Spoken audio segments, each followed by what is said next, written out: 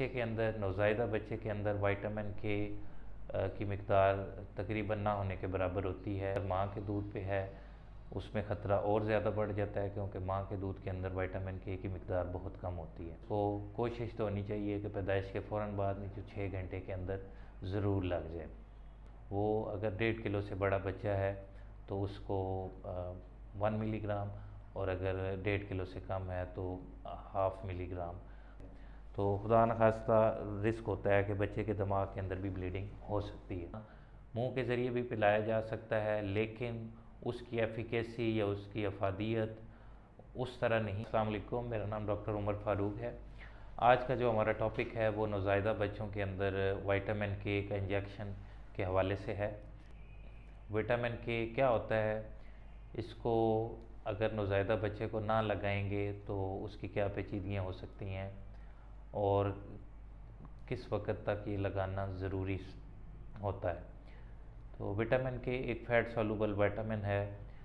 ये जिस्म के अंदर खून जमाने वाला निज़ाम उसको सपोर्ट करता है, उसकी मदद करता है, ताकि जिस्म से कहीं से अगर ब्लीडिंग का रिस्क है तो वो कम हो जाए। तो बच्चे के अंदर, नवज़ायदा बच्चे के अंदर विटामिन के की मिकदार तकरीबन ना होने के बराबर होती है जब बच्चा पैदा होता है, क्योंकि माँ के ज़रिए उसको विटामिन के ट्रांसफ़र नहीं हो पाता प्लेसेंटा या ओवल के थ्रू। और बच्चे के जो आंतों के अंदर दोस्त जरासीम होते हैं जो कि अमूमी तौर पे विटामिन के बना रहे होते हैं, वो भी अभी मुकम्मल तौर पर बने नहीं होते। तो नवज़ायदा बच्चे को ज़िंदगी में सबसे ज़्यादा ख़तरा नवज़ायदा बच्चे को होता है कि उसके अंदर विटामिन के की डेफिशिएंसी हो सकती है। बड़े बच्चों के अंदर या अडल्ट्स के अंदर, बड़े अफराद के अंदर विटामिन के अमूमी तौर पे खुराक के ज़रिए हरे पत्ते वाली सब्ज़ियों से, गोश्त से और डेयरी प्रोडक्ट से, एग से, अंडों से ये मिलता रहता है। और कुछ जो आंतों के अंदर दोस्त जरासीम हैं वो भी विटामिन के बना रहे होते हैं। जबकि जो नवज़ायदा बच्चे हैं या पहले 6 माह के अंदर, चूँकि बच्चा सिर्फ दूध पे ही होता है, अगर माँ के दूध पे है उसमें ख़तरा और ज़्यादा बढ़ जाता है, क्योंकि माँ के दूध के अंदर विटामिन के की मिकदार बहुत कम होती है। और बच्चे की आंतें भी उस तरह अभी ग्रो नहीं की होती, उसके अंदर दोस्त जरासीम ग्रो नहीं किए होते, उस वजह से भी ख़तरा काफ़ी बढ़ जाता है।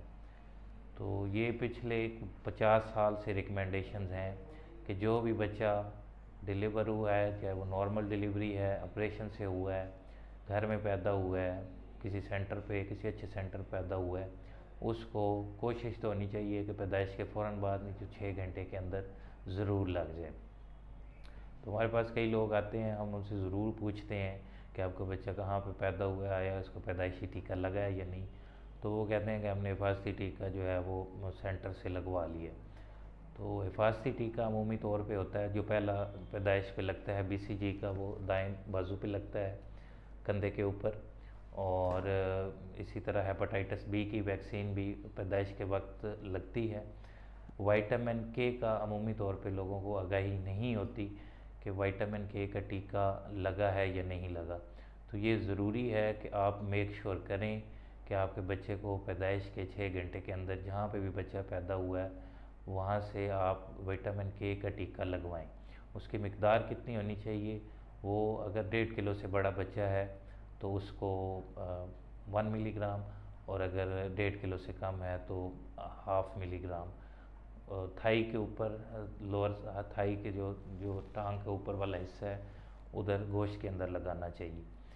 तो जिस बच्चे को नहीं लगा उसको क्या पेचीदगियाँ हो सकती हैं। तो मेन जो पेचीदगी, जैसे मैंने शुरू में ज़िक्र किया है कि खून जमाने वाला निज़ाम मुतासिर होता है। तो खुदा न खास्ता अगर बच्चे के पखाने से खून आना शुरू हो गया, उल्टी के अंदर खून आना शुरू हो गया, जिस्म के ऊपर नीले काले धब्बे बनना शुरू हो गए हैं, उसकी नाव से ब्लीडिंग शुरू हो गई है, या बच्चे के आपने ख़तने करवाए हैं उससे ब्लीडिंग ज़्यादा, ब्लड बहना, खून बहना शुरू हो गया है। इसी तरह बच्चा अचानक अगर आपका पीला हो गया है और बच्चे को झटके लग रहे हैं या गुनूदगी में जा रहा है, तो खुदा न खास्ता रिस्क होता है कि बच्चे के दिमाग के अंदर भी ब्लीडिंग हो सकती है। तो एक जो नॉर्मल बच्चा, नॉर्मल सेहतमंद बच्चा पैदा हुआ है, अगर हम चंद रुपए के इंजेक्शन को मिस कर देंगे तो बच्चे की ज़िंदगी को भी ख़तरा लाक हो सकता है कि खुदा न खास्ता अगर दिमाग के अंदर ब्लीडिंग हो जाती है तो वो फिर बड़ी परेशानी की बात है, उससे बच्चे को काफ़ी ज़्यादा नुकसान हो सकता है, ताकि बच्चे की जान भी जा सकती है। विटामिन के हवाले से मेरा टेक होम मैसेज पेरेंट्स के लिए ये है कि आपका बच्चा कहीं पे भी डिलीवर हो रहा है, वो चाहे घर में पैदा हुआ है, किसी दाई के पास पैदा हुआ है, हॉस्पिटल में पैदा हुआ है, कोशिश करें कि उसको जल्द अज जल्द बच्चों के डॉक्टर को दिखा लें और विटामिन के का इंजेक्शन लगवा लें और लिखवा भी लें। किसी पर्ची पे अगर डॉक्टर ने लगाया है या किसी स्टाफ ने लगाया है तो आप उससे किसी कागज़ पे लिखवा लें कि ये टीका बच्चे को लग गया, ताकि आपके पास रिकॉर्ड हो। और खुदा न खास्ता अगर नहीं लगा, आप कुछ दिनों के बाद बच्चों के डॉक्टर को विज़िट करते हैं तो डॉक्टर को पता हो कि पैदाइश पे बच्चे को लगा है या नहीं लगा। तो बेहतर तो है कि 6 घंटे के अंदर लग जाए। अगर बच्चा लेट भी आता है तो हमारी कोशिश होती है कि हम इसको फिर लगा दें। एक चीज़ ज़रूरी जो मैं मिस कर रहा हूँ, बाज़ पेरेंट्स की कंसर्न होती है कि वो इंजेक्शन पैदाइश वाले दिन लगाना नहीं चाहते। वो कहते हैं हमें टीका क्या ये मुंह के ज़रिए नहीं दे सकते। कई हमारे दोस्त जो हैं वो उनको मुंह के ज़रिए भी पिलाने का एडवाइस कर देते हैं। तो हमारा काम है पेरेंट्स को समझाना, मुंह के ज़रिए भी पिलाया जा सकता है, लेकिन उसकी एफिकेसी या उसकी अफादियत उस तरह नहीं है जिस तरह गोश्त के अंदर अगर लग जाए तो उसकी अफादियत है। तो ये रिस्क और इसके जो बेनिफिट्स हैं ये हम पेरेंट्स को समझा देते हैं। सबसे बेहतर है, बल्कि बहुत बेहतर है, और रिकमेंडेशंस भी यही हैं कि गोश्त के अंदर इंट्रामस्कुलर एक बारीक सुई से इंसुलिन सिरिंज से 1 मिलीग्राम जो आधा सीसी के करीब बनता है वो लग जाए। अगर पेरेंट्स इसको फिर भी रिफ्यूज़ करते हैं तो फिर मुंह के ज़रिए भी दिया जा सकता है, लेकिन उसकी अफादियत काफ़ी हद तक कम हो जाती है।